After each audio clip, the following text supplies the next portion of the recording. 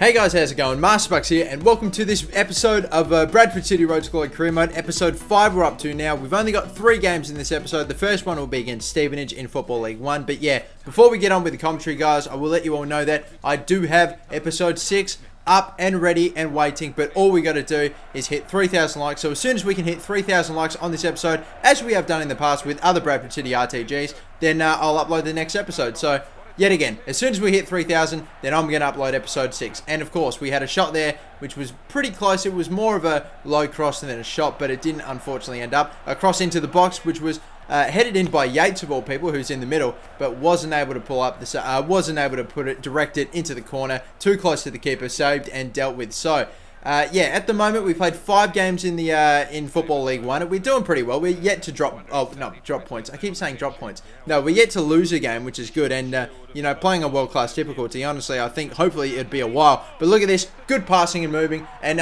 with only 20 minutes left to go in game, we finally get a goal in the 70th minute, and we get a replay of this angle. We get a really good angle on this shot, but we went near post here. Good pass from Giruccio, and that shot right near the post. It potentially could have clipped the post. It was so close, so near to the post, but yes, it went in. And Doyle again trying to get something. A beautiful pass in for Giruccio, who had a shot blocked, but Atkinson laying in wait. A beautiful technique on that shot, and it actually hit the bottom left-hand corner post and bounced off and went in the net. So that was a great shot, a fantastic placement, great technique from Atkinson, and potentially another goal in, you're kidding me, 3 in 8 minutes. Unbelievable. We went 70 minutes in this first game against Stevenage without being able to score a goal, and in 10 minutes we have scored 3 goals, potentially 4. No way, Doyle, don't do it. Oh my god, 4 goals in 12 minutes. What a turnaround. We just scored our first goal, and then we just went mad. We went goal hungry and we went crazy.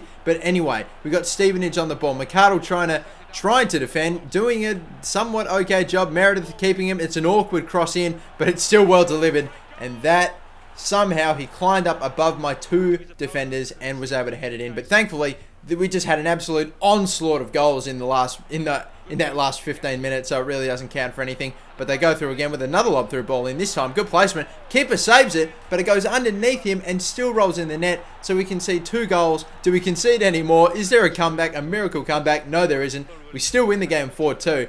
All the goals, 6 goals, scored in 20 minutes in this game, in the last 20 minutes. It was it just got absolutely insane super quickly. Everyone just agreed, okay, no more defense for the last 20 minutes of the game. But yes, anyway, let's get on with the votes. Have a look at Doyle. FIFA 14 gave him a 9.6 rating, but what did I give my players? I gave 1 vote to Atkinson in that game, I gave 2 votes to Hansen in that game, and I gave 3 votes to Doyle in that game. Now, I don't even remember if Hansen even scored a goal or not, but I don't know. Looking back, I'm really focused when it comes to these votes. I try to give as accurate as possible.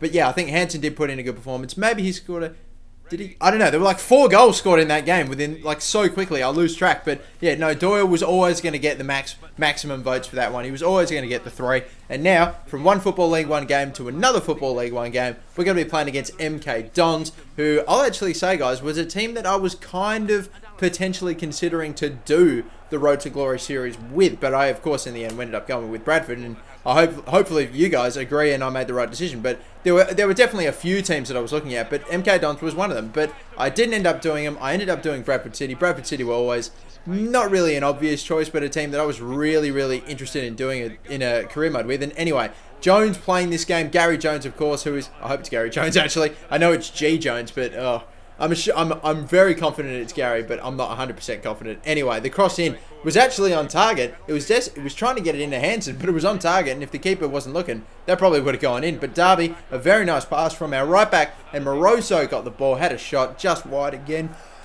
What is going on with me? I don't know, but a 4 pressure tackle from Hansen, 90th minute, and no cheese. No scripting, no glitch, nothing can happen for me. We just couldn't get a breakthrough in this game. 90th minute, no goals scored, no goals conceded.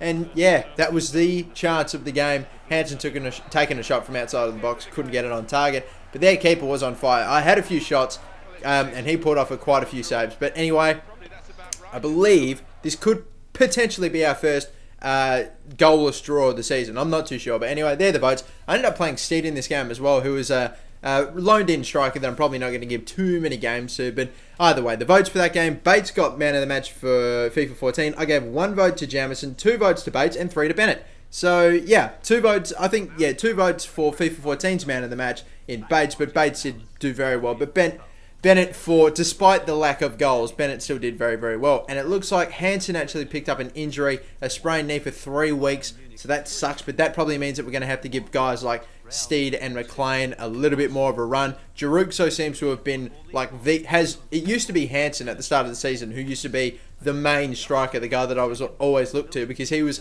the one that was scoring all the goals. I mean, Jaruxo probably might have a little bit better stats for, a FIFA 14 striker, but Hansen was just the one that was scoring. But now that has shifted. Jaruxo doing fantastic stuff here. We got another Football League 1 game against Brentford. No cup games in this one. We've actually dropped to 4th after that draw. We're yet to lose games. Neither have Bristol City and whoever was second. I didn't look, but we're not the only team after this amount of games that are undefeated. So, we're coming along. But look at this. A clearance. Jaruxo blocked it. And even the finesse shot had a little bit something on it from the keeper. But it still went behind him and rolled into the net. That was a very, very BS goal. But, we blocked the clearance. And then we had the shot. It was saved, but still went in. Beautiful clearance away. Nice little turn and the header away. But it still goes to one of their players. Had a shot. And it would have been some goal. But unfortunately for them, it just went offside. Great for me, unfortunately. Great for me.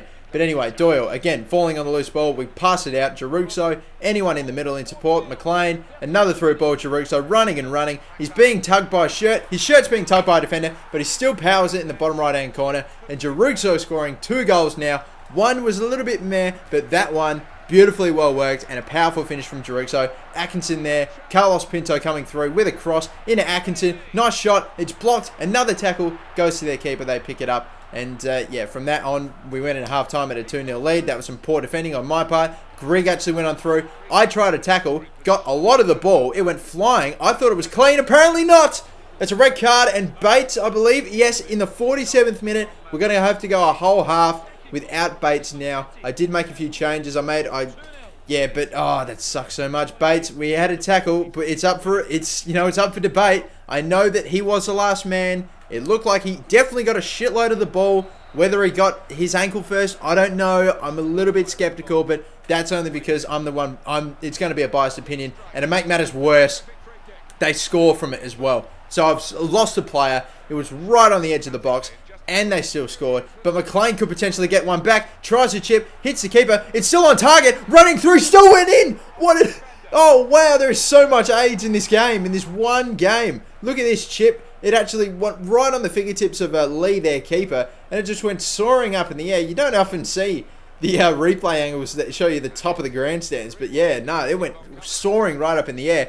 It was still on target, and one of my players just came running on through and pushed the defenders in and allowed the ball to still go in. So it was actually credited as a McLean goal. My keeper comes out, makes a good tackle, and we try to clear it away. Good running out forward from Jamison. And again, another lob through ball in. We tried to deal with it, couldn't do it. And something's going on. One of my players disappeared. We're looking at a substitute. Referee standing around. Now we're getting a blurred shot of the crowd. I had no idea what was going on. I had a suspicion, but I didn't want to believe it. It's going to be a penalty. What the hell is the penalty for? Did I lose a player? It turns out afterward that I actually lost one of my other defenders, my right back, Darby. So we lost, you can see it there, red card. So I'm actually playing with 9 players now, but thankfully he misses. It's just ridiculous. This game is just so full of some...